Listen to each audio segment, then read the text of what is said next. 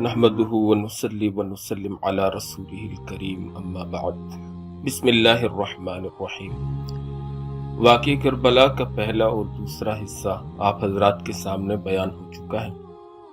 آج ہم اس کا تیسرا حصہ لے کر آپ کی خدمت میں حاضر ہوئے ہیں۔ گزشتہ واقعے کے اندر ابن زیاد نے ایک آدمی کو مسلم بن عقیل رضی اللہ عنہ کی جاسوسی پر مقرر کیا اور وہ حضرت مسلم بن عقیل کی تمام خبریں ابن زیاد تک پہنچانا شروع ہو گیا۔ آج اس کے بعد کے تمام حالات ہم آپ کے سامنے پیش کریں گے۔ اب جب کہ ابن زیاد پر پوری طرح راز فاش ہو گیا اور معلوم ہو گیا کہ ہانی بن عروہ نے مسلم بن عقیل کو پناہ دے رکھی ہے، تو اس کو ہانی کی بہت فکر ہوئی اور لوگوں سے کہنے لگا کہ کیا بات ہے کہ بہت دنوں سے ہانی بن عروہ ہم سے ملے نہیں۔ لوگوں نے بیماری کا عذر بتایا، مگر اس کو تو گھر کے بھیدی نے سب کچھ بتا رکھا تھا۔ اس نے کہا نہیں، ایسا نہیں ہے، وہ مرض سے اچھے ہو چکے ہیں، گھر کے دروازے پر پہرے کے لیے بیٹھے رہتے ہیں۔ آپ لوگ جاؤ اور اس کو سمجھاؤ کہ اپنی ذمہ داریوں کو سمجھیں اور ہمارے پاس آئیں۔ چنانچہ یہ لوگ ہانی کے پاس پہنچے اور حالات کی نزاکت بتلا کر یہ کہا کہ ہمارے ساتھ چلیے۔ ہانی نے اپنے آپ کو مجبور پا کر ان کے ساتھ چلنے کے لیے آمادگی کا اظہار کر دیا۔ جب قصر عمارت کے قریب پہنچے تو ان کو احساس ہوا کہ آج میرے لیے خیر نہیں ہے۔ آنے والوں میں ان کے ایک عزیز حسان بن اسما بھی تھے۔ ان سے کہا کہ مجھے اپنے بارے میں خطرہ ہے۔ حسان نے جواب دیا کہ آپ بالکل فکر نہ کریں، میں تو کوئی خطرہ محسوس نہیں کرتا، کیونکہ حسان بالکل بے خبر تھے حالات اور واقعات سے۔ یہ لوگ ہانی کو ساتھ لے کر قصر عمارت میں داخل ہوئے تو ابن زیاد نے قاضی کوفہ شریح سے کہا کہ ایک خائن خود اس کے پاؤں اس کو لے کر یہاں تک آ گئے ہیں۔ جب قریب آئے تو ابن زیاد نے یہ شعر پڑھا، اُرِیدُ حَیَاتَهُ وَیُرِیدُ قَتْلِی، یعنی میں اس کی زندگی چاہتا ہوں اور وہ میرے قتل کے در پہ ہے۔ ہانی نے کہا یہ کیا بات ہے؟ ابن زیاد نے کہا کہ آپ جانتے ہیں کہ ہم ان سازشوں سے بے خبر ہیں جو امیر المومنین کے خلاف آپ کے گھر میں ہو رہی ہیں۔ آپ نے مسلم بن عقیل کو اپنے گھر میں ٹھہرایا ہوا ہے اور اس کے لیے اسلحہ اور رضاکار جمع کر رہے ہیں۔ ہانی بن عروہ نے انکار کیا تو ابن زیاد نے اس جاسوس کو سامنے کر دیا جس کی ذریعے سے تمام خبریں ابن زیاد تک پہنچ رہی تھیں۔ تو ہانی ششتر اور حیران رہ گئے، پھر تھوڑا سا سنبھل کر بولے کہ میری بات سنیے اور اس کو سچ مانیے، میں واللہ آپ سے جھوٹ نہ بولوں گا۔ واقعہ یہ ہے کہ مسلم بن عقیل کو میں نے بلایا نہیں اور نہ ہی مجھے اس معاملے کی کچھ خبر تھی۔ اچانک ان کو اپنے دروازے پر بیٹھا ہوا دیکھا اور مجھ سے میرے گھر مہمان ہونے کے لیے کہا۔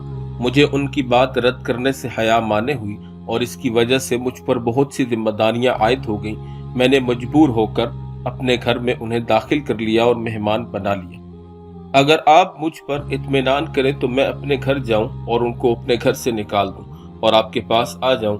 ابن زیاد نے کہا کہ خدا کی قسم، آپ مجھ سے اس وقت تک جدا نہیں ہو سکتے جب تک مسلم بن عقیل کو میرے سپرد نہ کر دیں۔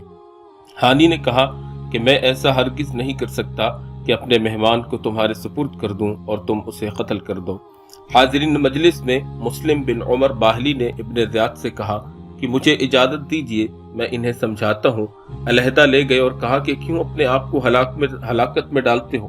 مسلم کو ان کے سپرد کر دو، یہ لوگ سب آپس میں بھائی بھائی ہیں، ایک دوسرے سے نمٹ لیں گے، قتل نہ کریں گے اور نہ کوئی نقصان پہنچائیں گے۔ اس معاملہ میں نہ آپ کی کوئی رسوائی ہے اور نہ عار ہے۔ ہانی نے کہا کہ اس سے زیادہ کیا عار ہو سکتی ہے کہ میں اپنے مہمان کو دشمن کے حوالے کر دوں۔ جب ہانی بن عروہ اپنی بات پر اڑے رہے تو ابن زیاد اور اس کے مصاحب مہران نے ہانی کے بال پکڑ کر ان کو مارنا شروع کر دیا، یہاں تک کہ ان کے ناک اور منہ سے خون بہنے لگا، اور کہا کہ اب بھی تم مسلم کو ہمارے حوالے کر دو ورنہ تمہیں قتل کر دیا جائے گا۔ ہانی نے کہا کہ میرا قتل کر دینا تیرے لیے آسان نہیں ہے، اگر ایسا کرو گے تو تمہارے قصر عمارت کو تلواریں گھیر لیں گی۔ اس پر ابن زیاد خوب غصہ ہوا اور مار پیٹ اور شدید کر دی۔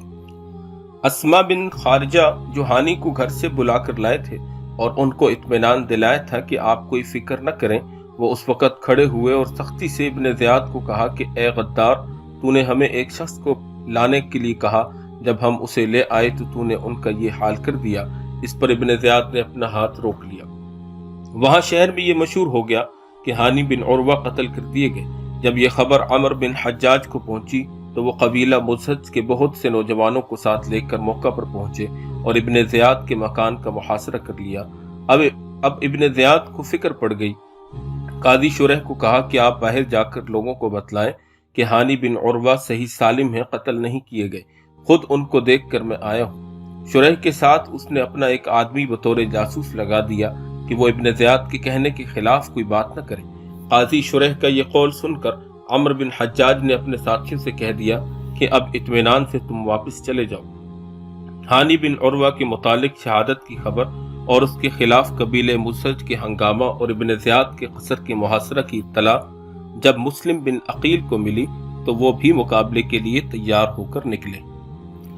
جن 18,000 لوگوں نے ان کے ہاتھ پر بیعت کی تھی وہ بھی ان کے ساتھ تھے، اور یہ لشکر ابن زیاد کے قصر عمارت کی طرف بڑھا تو ابن زیاد کے قصر کے دروازوں کو تالا لگا دیا گیا۔ مسلم اور ان کے ساتھیوں نے قصر کا محاصرہ کر لیا۔ مسجد اور بازار ان لوگوں سے بھر گیا جو ابن زیاد سے مقابلے پر آئے، اور شام تک برابر ان لوگوں کی تعداد میں اضافہ ہوتا رہا۔ ابن زیاد کے ساتھ قصر میں صرف 30 سپاہی اور کچھ خاندان کے لوگ تھے۔ ابن زیاد نے چند لوگوں کو منتخب کیا جن کا اثر و رسوخ ان قبائل میں تھا جو مسلم بن عقیل کے ساتھ محاصرہ کیے ہوئے تھے، اور ان کو کہا کہ تم باہر جا کر اپنے اپنے حلقہ اثر کے لوگوں کو مسلم بن عقیل کا ساتھ دینے سے روکو۔ مال کا لالچ دو، حکومت کا لالچ دو، یا حکومت کی سزا کا خوف دلاؤ، جس طرح بھی ممکن ہو مسلم کے ساتھ سے ان لوگوں کو جدا کر دو۔ دوسری طرف سادات و شیعہ کو حکم دیا کہ تم لوگ قصر کی چھت پر چڑھ کر لوگوں کو اس بغاوت سے روکو اور اسی خوف و طمع کے ذریعے ان کو محاصرہ سے واپس جانے کی تلقین کرو۔ جب لوگوں نے اپنے سادات و شیعہ کی زبانی یہ باتیں سنی تو متفرق ہونا شروع ہو گئے۔ عورتیں اپنے بیٹوں بھائیوں کو محاذ سے واپس بلانے کے لیے آنے لگیں، یہاں تک کہ مسجد میں ابن عقیل رضی اللہ عنہ کے ساتھ صرف 30 آدمی رہ گئے۔ یہ صورتحال دیکھ کر مسلم بھی یہاں سے واپس ابواب کندہ کی طرف چلے۔ جب دروازہ پر پہنچے تو دیکھا کہ ان کے ساتھ ایک آدمی بھی نہیں تھا۔ مسلم بن عقیل رضی اللہ تعالی عنہ تنے تنہا کوفہ کی گلی کوچوں میں سراسیمہ پھرتے تھے کہ اب کہاں جائیں۔ بالآخر کندہ کی ایک عورت توعا کے گھر پہنچے۔ ان کے لڑکے بلال اسی ہنگامے میں باہر گئے ہوئے تھے۔ وہ دروازے پر واپسی کا انتظار کر رہی تھی۔ مسلم نے ان سے پانی مانگا، پانی پی کر وہیں بیٹھ گئے تو عورت نے کہا کہ آپ پانی پی چکے ہیں، اب اپنے گھر جائیے۔ مسلم خاموش رہے۔ اسی طرح 3 مرتبہ یہی کہا اور مسلم بن عقیل رضی اللہ تعالی عنہ خاموش رہے۔ تو پھر اس نے ذرا سختی سے کہا کہ میں آپ کو دروازہ پر بیٹھنے کی اجازت نہیں دوں گی، آپ اپنے گھر جائیے۔ اس وقت مسلم نے مجبور ہو کر کہا کہ اس شہر میں نہ میرا کوئی گھر ہے نہ خاندان، تو کیا تم مجھے پناہ دو گی؟ میں مسلم بن عقیل ہوں، میرے ساتھ میرے ساتھیوں نے دھوکہ کیا ہے۔ عورت کو رحم آ گیا اور مسلم کو اپنے گھر میں داخل کر لیا اور شام کا کھانا پیش کیا۔ مسلم نے کھانا نہ کھایا۔ اسی عرصہ میں عورت کے لڑکے بلال واپس آئے۔ دیکھا کہ ان کی والدہ بار بار کمرے میں آ جا رہی ہے۔ بات پوچھی تو عورت نے اپنے لڑکے سے بھی چھپا لیا۔ اس نے اصرار کیا تو اس شرط پر بتلا دیا کہ کسی سے اس کا اظہار نہ کرے۔ اس طرف ابن زیاد نے جب دیکھا کہ لوگوں کا شور و شغب قصر کے گرد نہیں ہے تو اپنے سپاہیوں کو بھیجا کہ دیکھو کہ کیا صورتحال ہے۔ سپاہیوں نے آ کر بتلایا کہ میدان صاف ہے، اب یہاں کوئی موجود نہیں ہے۔ اس وقت ابن زیاد اپنے قصر سے اتر کر مسجد میں آیا اور منبر کے گرد اپنے خواص کو بٹھلا کر اعلان کیا، سب لوگ مسجد میں جمع ہو جائیں۔ مسجد بھر گئی تو ابن زیاد نے یہ خطبہ دیا، ابن عقیل بے وقوف جاہل نے جو کچھ کیا وہ تم نے دیکھ لیا۔ اب ہم یہ اعلان کرتے ہیں کہ جس شخص کے گھر میں ابن عقیل کو پائیں گے ہمارا ذمہ اس سے بری ہے، اور جو کوئی ان کو ہمارے پاس پہنچائے گا اس کو انعام ملے گا۔ اور اپنی پولیس کے افسر حسین ابن نمیر کو حکم دیا کہ شہر کے تمام گلی کوچوں کے دروازوں پر پہرا لگا دو، کوئی باہر نہ جا سکے، پھر سب گھروں کی تلاشی بھی لو۔ اسی تلاشی کے درمیان جب اس عورت کے لڑکے بلال نے یہ محسوس کیا کہ بالآخر وہ ہمارے گھر سے گرفتار کیے جائیں گے تو اس نے خود مخبری کر کے عبد الرحمن بن محمد بن اشعث کو اس کا پتہ بتلا دیا۔ اس نے اپنے باپ محمد بن اشعث کو اور اس نے ابن زیاد کو اس کی اطلاع کر دی۔ ابن زیاد نے محمد بن اشعث کی سرگردگی میں 70 سپاہیوں کا ایک دستہ گرفتاری کے لیے روانہ کر دیا۔ مسلم بن عقیل نے جب ان کی آوازیں سنی تو تلوار لے کر دروازے پر آ گئے اور سب کا مقابلہ کر کے ان کو دروازے سے نکال دیا۔ وہ لوگ پھر لوٹے تو پھر مقابلہ کیا۔ اس مقابلہ میں زخمی ہو گئے مگر ان کے قابو میں نہ آئے۔ یہ لوگ چھت پر چڑھ گئے اور پتھر برسانے شروع کر دیے اور گھر کو آگ لگا دی۔ مسلم بن عقیل ان کے سب حربوں پر تنے تنہا دلیرانہ مقابلہ کر رہے تھے۔ محمد بن اشعث نے ان کے قریب ہو کر پکارا، میں تمہیں امن دیتا ہوں، اپنی جان کو ہلاک نہ کرو، میں تم سے جھوٹ نہیں بول رہا، یہ لوگ تمہارے چچا زاد بھائی ہیں، نہ تمہیں قتل کریں گے نہ ماریں گے۔ مسلم بن عقیل رضی اللہ تعالی عنہ تنے تنہا 70 سپاہیوں کا مقابلہ کرتے ہوئے زخموں سے چور ہو کر تھک چکے تھے۔ ایک دیوار سے کمر لگا کر بیٹھ گئے، ان کو ایک سواری پر سوار کر دیا گیا اور ہتھیار ان سے لے لیے گئے۔ ہتھیار لینے کے وقت ابن عقیل نے کہا کہ یہ پہلی آج چکنی ہے کہ امن لینے کے بعد ہتھیار چھینے جا رہے ہیں۔ محمد بن اشعث نے کہا کہ نہیں، آپ کوئی فکر نہ کریں، آپ کے ساتھ کوئی ناگوار معاملہ نہ کیا جائے گا۔ ابن عقیل نے فرمایا کہ یہ سب محض باتیں ہیں، اور اس وقت ابن عقیل کی آنکھوں سے آنسو جاری ہو گئے۔ محمد بن اشعث کے ساتھیوں میں عمر بن عبید بھی تھا جو ان کو امان دینے کا مخالف تھا۔ اس نے کہا کہ اے مسلم، جو شخص ایسا اقدام کرے جو آپ نے کیا، جب پکڑا جائے تو اس کو رونے کا حق نہیں ہے۔ ابن عقیل رضی اللہ تعالیٰ عنہ نے فرمایا، میں اپنی جان کے لیے نہیں روتا، کہ میں حسین اور آل حسین کی جانوں کے لیے رو رہا ہوں، جو میری تحریر پر عنقریب کوفہ پہنچنے والے ہیں اور تمہارے ہاتھوں اسی بلا میں گرفتار ہوں گے جس میں گرفتار ہوں۔ اس کے بعد محمد بن اشعث سے کہا، تم نے مجھے امان دیا ہے اور میرا گمان یہ ہے کہ تم اپنے اس امان سے عاجز ہو جاؤ گے، لوگ تمہاری بات نہ مانیں گے اور مجھے قتل کریں گے، تو اب کم از کم تم میری ایک بات مان لو، وہ یہ ہے کہ ایک آدمی حضرت حسین کے پاس فوراً روانہ کر دو، جو ان کو میرے حال کی اطلاع کرے اور یہ کہہ دے کہ آپ راستہ ہی سے اپنے اہل بیت کو لے کر لوٹ جائیں، کوفہ والوں کے خطوط سے دھوکہ نہ کھائیں، یہ وہی لوگ ہیں جن کی بے وفائی سے گھبرا کر آپ کے والد اپنی موت کی تمنا کیا کرتے تھے۔ محمد بن اشعث نے حلف کے ساتھ اس کا وعدہ کیا کہ میں ایسا ہی کروں گا۔ اسی کے ساتھ محمد بن اشعث نے اپنا وعدہ پورا کیا، ایک آدمی کو خط دے کر حضرت حسین کی طرف بھیج دیا۔ حضرت حسین رضی اللہ تعالی عنہ اس وقت تک مقام زیار تک پہنچ چکے تھے۔ محمد بن اشعث کے قاصد نے یہاں پہنچ کر خط دیا اور خط پڑھ کر حضرت حسین نے فرمایا، کل ما قدر نازل عند اللہ نحتسب انفسنا وفساد امتنا، جو چیز ہو چکی ہے وہ ہو کر رہے گی، ہم صرف اللہ تعالیٰ ہی سے اپنی جانوں کا ثواب چاہتے ہیں اور امت کے فساد کی فریاد کرتے ہیں۔ غرض یہ خط پا کر بھی حضرت حسین نے اپنا ارادہ ملتوی نہیں کیا اور جو عزم کر چکے تھے اس پر برابر آگے بڑھتے رہے۔ ادھر محمد بن اشعث ابن عقیل کو لے کر قصر امارت میں داخل ہوا اور ابن زیاد کو اطلاع دی کہ میں ابن عقیل کو امان دے کر آپ کے پاس لایا ہوں۔ ابن زیاد نے غصہ سے کہا کہ تمہیں امان دینے سے کیا واسطہ، میں نے تمہیں گرفتار کرنے کے لیے بھیجا تھا یا امان دینے کے لیے؟ محمد بن اشعث خاموش ہو گئے۔ ابن زیاد نے ان کے قتل کا حکم دے دیا۔ مسلم بن عقیل پہلے ہی سے سمجھے ہوئے تھے کہ محمد بن اشعث کا امن دینا کوئی چیز نہیں ہے، ابن زیاد مجھے قتل کرے گا۔ مسلم رضی اللہ تعالیٰ عنہ نے کہا کہ مجھے وصیت کرنے کی مہلت دو۔ ابن زیاد نے مہلت دے دی تو انہوں نے عمر بن سعد سے کہا کہ میرے اور آپ کے درمیان قرابت ہے اور میں اس قرابت کا واسطہ دے کر کہتا ہوں کہ مجھے تم سے ایک کام ہے جو راز ہے، میں تنہائی میں بتلا سکتا ہوں۔ عمر بن سعد نے ان کو سننے کی ہمت نہ کی، البتہ ابن زیاد نے کہا کہ کچھ مضائقہ نہیں، تم سن لو۔ ان کو علیحدہ کر کے مسلم بن عقیل نے کہا کہ کام یہ ہے کہ میرے ذمہ 700 درہم قرض ہے جو میں نے کوفہ کے فلاں آدمی سے لیے تھے، وہ میری طرف سے ادا کر دو۔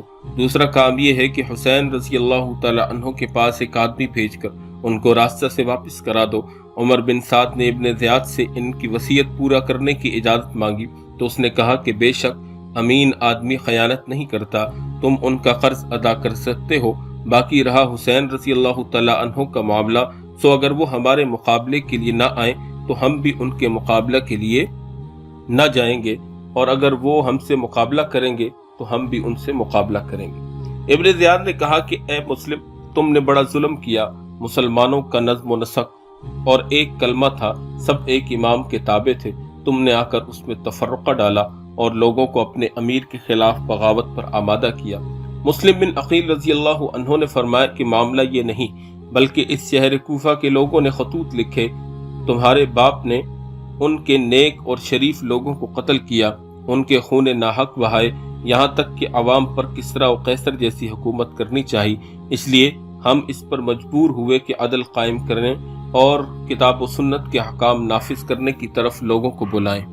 اس پر ابن زیاد اور زیادہ برا فروختہ اور غصہ ہو کر مسلم بن عقیل رضی اللہ تعالیٰ عنہ کو برا بھلا کہنے لگا۔ مسلم خاموش ہو گئے۔ ابن زیاد نے حکم دیا کہ ان کو قصر عمارت کے اوپر کی منزل پر لے جاؤ اور سر کاٹ کر نیچے پھینک دو۔ مسلم بن عقیل رضی اللہ تعالیٰ عنہ اوپر لے جائے گئے۔ وہ تسبیح و استغفار پڑھتے ہوئے اوپر پہنچے اور ابن زیاد کے حکم کے موافق ان کو شہید کر کے نیچے ڈال دیا گیا۔ انا للہ و انا الیہ راجعون۔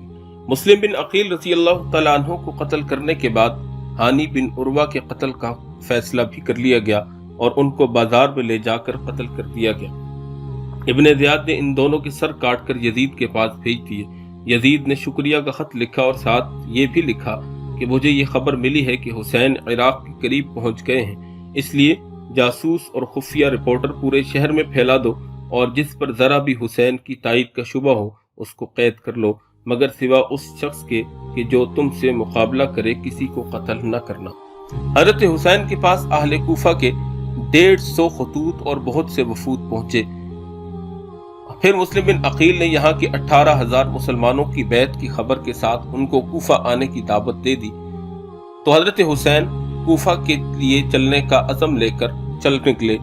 جب یہ خبر مشہور ہوئی تو بجز عبداللہ بن زبیر کے اور کسی نے ان کو کوفہ جانے کا مشورہ نہیں دیا، بلکہ بہت سے حضرات حضرت حسین کی خدمت میں حاضر ہوئے اور یہ مشورہ دیا کہ آپ کوفہ ہرگز نہ جائیں، اہل عراق و کوفہ کے وعدوں بیعتوں پر بھروسہ نہ کریں، وہاں جانے میں آپ کے لیے بہت بڑا خطرہ ہے۔ چنانچہ عمر بن عبد الرحمن حاضر ہوئے اور عرض کیا کہ آپ ایسے شہر میں جا رہے ہیں جہاں یزید کے حکام اور عمرہ موجود ہیں، ان کے پاس بیت المال ہے اور لوگ عام طور پر درہم اور دینار کے پرستار ہیں۔ مجھے خطرہ ہے کہ کہیں وہی لوگ آپ کے مقابلہ پر نہ آ جائیں جنہوں نے آپ سے وعدے کیے اور آپ کو بلایا ہے اور جن کے قلوب میں بلا شبہ آپ زیادہ محبوب ہیں بنسبت ان لوگوں کے جن کے ساتھ ہو کر وہ آپ سے مقابلہ کریں گے۔ حضرت حسین نے شکریہ کے ساتھ ان کی نصیحت کو سنا اور فرمایا کہ میں آپ کی رائے اور مشورہ کا خیال رکھوں گا۔ دوسری طرف ابن عباس کو جب حضرت حسین رضی اللہ تعالیٰ عنہ کے اس ارادہ کی اطلاع ہوئی تو تشریف لائے اور فرمایا کہ میں یہ خبریں سن رہا ہوں، ان کی کیا حقیقت ہے، آپ کا کیا ارادہ ہے؟ حضرت حسین نے فرمایا کہ ہاں میں ارادہ کر چکا ہوں اور آج کل میں جانے والا ہوں۔